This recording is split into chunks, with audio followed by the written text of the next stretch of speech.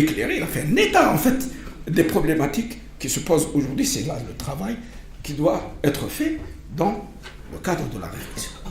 Enfin, la dernière thèse, qui est celle que l'islam soit le système.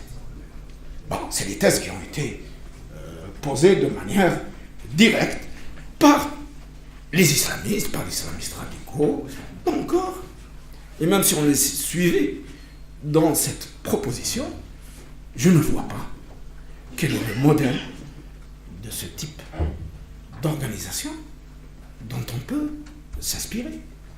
Est-ce que l'islam a discuté de la question de l'État? Qu'est-ce que l'État dans la pensée islamique? Est-ce que l'islam, tout au plus, dans ce premier moment, n'a pas réalisé que des confédérations de tribus qu'on a considérées comme étant un État? Est-ce que le khalifa, tel qu'il a été organisé, on nous rappelle des structures d'État? C'est une grande question. Alors, tout cela pour dire la complexité objective de la question du statut institutionnel du religieux.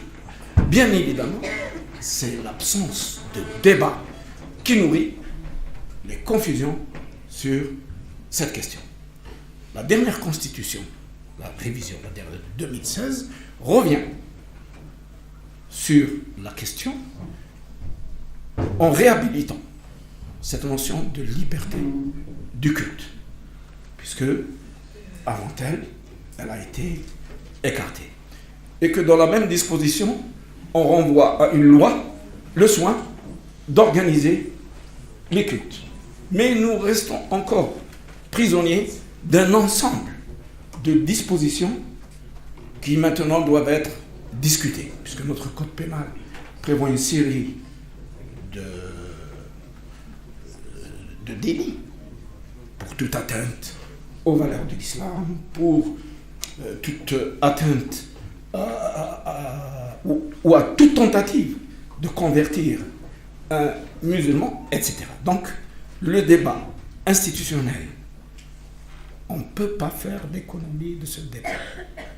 Mais c'est un débat qui ne peut être fait qu'à la suite des philosophes, qu'à la suite des gens comme Hakoun qui doivent baliser le terrain pour que la société s'en empare. Je vous remercie. Merci. Merci beaucoup parce qu'on avait besoin de choses aussi. Tout ce qui a été dit là est très intéressant, bien entendu.